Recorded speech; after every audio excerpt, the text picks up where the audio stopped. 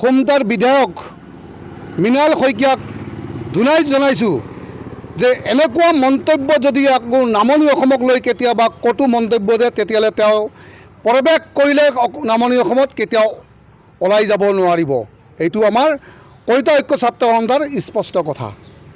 যোৱা 5 জুন তাৰিখত অসমৰ খুমটাই সমষ্টিৰ বিধায়ক মৃণাল শইকীয়াই অসম সম্পৰ্কে অৰ্থাৎ নামনি অসম আৰু উজনি অসম সম্পৰ্কে এটা কটু মন্তব্য দাঙি ধৰিছে।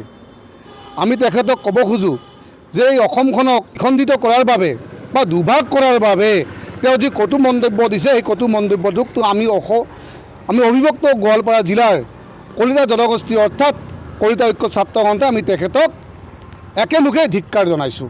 তেখেতে কৈছে যে উজনি অসমৰ তেল আছে, উজনি অসমত চাহপাত আছে, উজনি অসমত কয়লা আছে, সেই ধনেৰে সেই পইচাৰে নামনি অসমক তেওঁলোকে চলাই আছে বুলি, তেওঁলোকৰ পইচাৰে আমি নামনি অসমে খাই আছোঁ বুলি তেখেতৰ এটা কটু মন্তব্য দাঙি ধৰিছে। আমি ক'ব খোজোঁ মাননীয় বিধায়কজনক যে আপুনি এনেকুৱা অপদাৰ্থ মন্তব্য দাঙি ধৰিছে যে যিটোৰ প্ৰমাণ আমি নামনি অসমে দিব লগা হৈছে আজি অসমত, যে নামনি অসমত যিখন অসম সুপৰিচালিত হিচাপে এজন মুখ্যমন্ত্ৰী আছিল, সুদৃষ্টিৰ সুবিচাৰ কৰা এজন মুখ্যমন্ত্ৰী আছিল আমাৰ প্ৰয়াত শৰৎ চন্দ্ৰ সিংহ, এইজন ব্যক্তি আছিল আমাৰ ধুবুৰী জিলাৰ চাপৰৰ।